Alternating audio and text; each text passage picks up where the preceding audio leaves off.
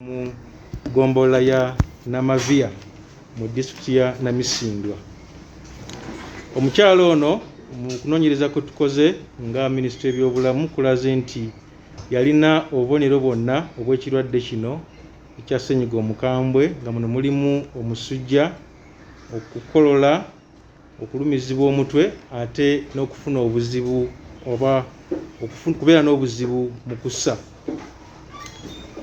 Minisitule y'ebyobulamu era ebategeeza nti omukyalo ono yafudde yasooka okuweebwa ekitanda ku Wasungui Health Center 2 ku lunaku olwokusatu ng'ennaku z'omwezi 15 omwezi guno ogw'omusanvu omwaka guno gwennyini, era n'ajjanjabibwako wabula oluvannyuma lw'ennaku 5 yebbalaza ng'ennaku z'omwezi 2 omwezi ogw'omusanvu guno gwennyini n'aweebwa ekitanda ku ddwaliro lya Joy Hospice mu Mbale mu disitulikiti y'e Mbale era nga lino liri mu kibuga ky'e Mbale.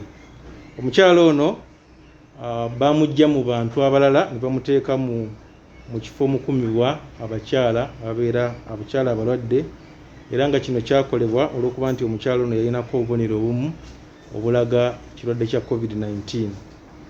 Wabula abasawo baffeera mu kiseera ekyo tebasobola kumanyirawo nti nno omuntu ono yalina obulwadde bwa COVID-19 kubanga oba oliawo yandibadde bamuddusa mu ddwaliro eddene erya Mbale Regional Referral Hospital.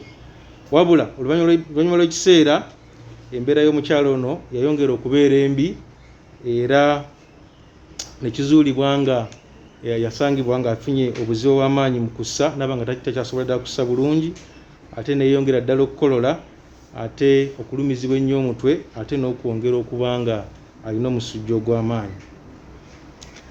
Nga government of course tubabiikira nti ebyembi olunaku olwokubiri ng'ennaku z'omwezi 21 omukyalo ono yassa omukka gwe ogw'enkomerero ku ssaawa 8 ez'ekiro.